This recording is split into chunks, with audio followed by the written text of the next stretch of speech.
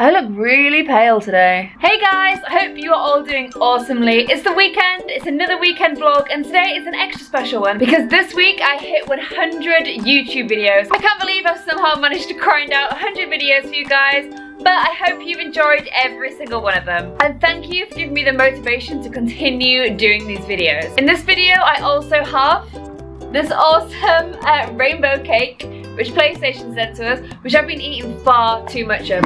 They sent it for Ali's 8 million subscribers. We're not quite there yet, but we're on 100 videos, so that's pretty awesome. I still think that's pretty awesome. So to celebrate that, I'm gonna be talking today about something that you guys ask me a lot. I work for Xbox. I've been working for Xbox for about a year, and I've been working in the video games industry for a lot longer than that.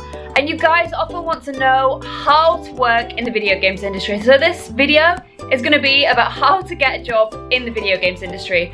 So I guess the first thing that is worth saying about this as well is that this is my own experience of getting a job in the video games industry. This is based on my own views and what I've seen, and I think I can give good advice, but my advice isn't the only advice on this, and you should definitely speak to other people about this if you are really passionate about getting into the video games industry. I can say that it's a really fun industry to be in. All industries have their highs and lows, but with the video games industry, the highs are pretty good.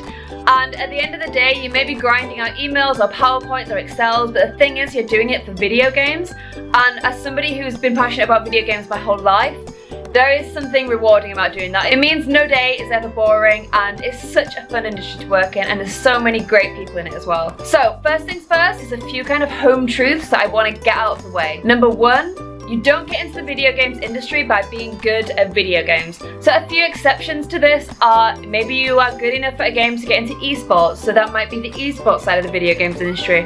Maybe you are so good at a game that you can make a career, or maybe you're so entertaining at a game that you can make a career out of it on YouTube. These aren't really the jobs that I'm talking about today. I'm talking more about the core video games industry. And being really good at a game will not get you a job in the industry. You need something more than that. Number two, being passionate about video games is really important to work in the industry. However, again, you can't walk into an interview and just say, I love games, I've always loved games, and expect that that will lead to a job. There's so much more to it than that. And just being passionate about video games isn't gonna get you a job. So now that we've got the more sad stuff out the way, it's not sad, it's just home truths. I'm gonna talk a little bit about my background and how I got a job in the video games industry. So I studied, actually when I first went to uni, I studied a degree that's very similar to medicine and would have gone into second year medicine. However, I realised that I didn't really enjoy that as much as I wanted to do. I wanted to be JD on Scrubs, but it didn't work out that way. However, what I was good at, and it's something that you had to do in the degree, was learn about a brand new condition that you've never heard about, and then present it to a hall full of like 100 people the next week and be able to speak quite proficiently about that disease. And that's when I realised that I was quite good at presenting. Hello, Oliver. I was quite good at presenting, I was quite good at retaining knowledge, and I could almost sell myself in terms of the way that I present myself, which works really well, weirdly enough, in marketing. So the area of the video games industry that I've gone into is marketing. So I studied PR at uni. While the whole time I was at uni, I was getting loads of work experience. So I had a part-time job, but then I also worked within a PR agency for the whole time I was at uni. And I just put myself out there, and I tried to focus on the video games industry. I got a break in one agency that I did a lot of work with Sony. So I worked on the launch of the Sony Xperia Play phone, which you probably haven't heard of, which tells you how well it did. But that was the first like video games break that I got. And at that whole time, I was building up a CV with really good experience that didn't just show that I was interested in video games. That was and still is the thread of my CV, but the bulk of your CV and what you should be trying to do is build a skill set and show that you're a really well-rounded person. That is what is going to get you a job in any career. It's not just having a passion, it's having the skills, the knowledge, and the personality to back it as well. So while I was doing my degree, I wrote a dissertation, and I wrote my dissertation on how social media affects the video games industry. So I'd already built up quite a lot of knowledge about social media. I was kind of in uni when it was first starting to take off in a big way.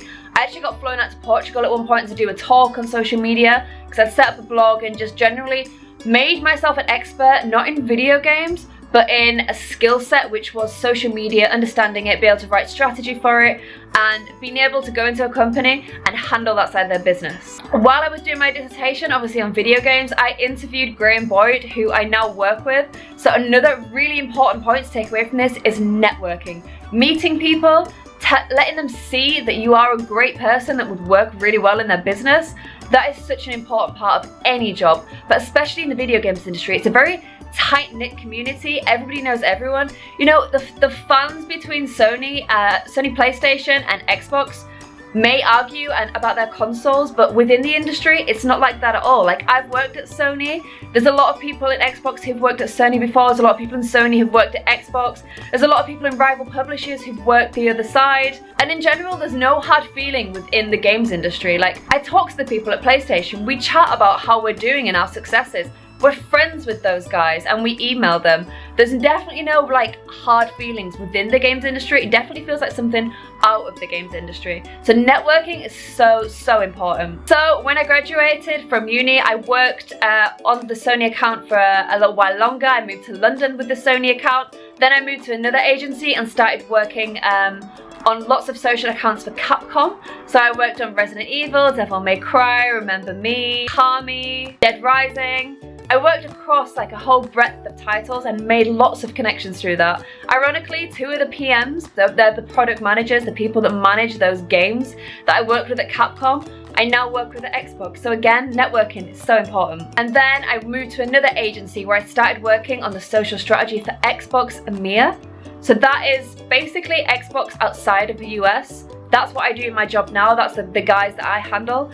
And that's what I started doing at that agency. And one really important thing of any job, like anywhere you go, one thing you have to do is make yourself indispensable. So I made sure I knew everything that was going on within Xbox, outside the industry, cool things that were happening, came up with cool ideas that we could do on our channels, worked on some amazing campaigns like the Forza Fuel campaign, FIFA Play Like a Legend, worked on loads of cool stuff for Christmas and Easter, and proved myself a lot in that year and ended up getting an in-role within Xbox because of my work within agency. So that's my route into the video games industry, but obviously that is very much marketing. And I think that actually raises a really good point, is if you want to work in the video games industry, you don't just say, one day I'm going to work in the video games industry. You need to think about what role it is that you want to do in the video games industry. So for me, I love working on games campaigns. I love thinking of really cool ideas that we can take this amazing game that the devs have worked on and then bring that to you guys in a really exciting way, and making sure that we're communicating with you on social media and basically just being that link between the game and the fans. That's what marketing is. It's about making you guys believe and be excited in those games, and I enjoy doing it. So I picked marketing and I built my skill set around that job role. So I have not a lot of knowledge about social media. I understand advertising and media buying. One thing that I enjoy doing and it's a really important part of my job is strategy. So I come up with a strategy of how we're going to market this game on social media, of what we should be doing in the next year for Xbox on social media. All that kind of stuff is part of my job role, and the only way that I got that job was by building these kind of little, if that was like the flower, then these are the little petals. You have to build those little petals if you want the pollen in the middle. That's a crappy way to explain it, but hopefully that explains you can't just expect to get that middle bit without building the bits around it. So look at the video games industry, think about your skill set, think about what you're good at and what you enjoy, and then think about what the equivalent role would be in the games industry. If you're really good at writing, then you could become a writer for a game, but you could also work in PR and get very good at writing the press releases and selling those games in. You know, there's two sides to that coin, and there's so many jobs in the video games industry that you have to look at what it is that you want to do and then focus on that now. So if you want to work in games development, you need to be looking at university degrees that specialize in video games development and looking at what subject you need to study in uni and what grades you're going to need to get on that course. If you want to work and do character design, which a girl from my school went on to do character design, and she's fantastic. She was incredible at art at school, and she really focused on art and went on to study video games design and character creation at uni, and now she's doing that as a job, and it's because she put that work in when she was in school. So that's something you really need to do. If you want to work in the games industry, figure out where your skills are, what you're good at and what you're going to enjoy, and start to build that. and then you just go into those other things I described earlier on. You build up your experience in that area. You build up a network in that area. You know, you guys have loads of ways that you can start speaking to people in the video games industry. So if you're really interested in games development, you could hit up a game developer on Twitter. It doesn't have to be the biggest game developer in the world. You could hit up an indie games guy and just say, I really like what you're doing. Everything you're doing looks really cool. I would love to sit down and have a coffee with you sometime and chat about the cool stuff that you're doing. Or maybe you could write to EA and say, I would love to work in your PR department. Can I come in one day and just see what it's all about? Can I come in and do work experience there? Do you have any graduate or intern opportunities that I could get involved in? There's so many things that you can be doing. And what you have to remember is that when you walk into a job interview, you are selling the person here. You are selling yourself. And that sounds a really depressing way to think of it, but what that means is that the person you're selling should be the best person that you can possibly put forward. You should have that experience, that network, and also really believing in yourself and going into that room and being confident that you are the right person for that job. And you know you are because you've done all that work up front that I've just said.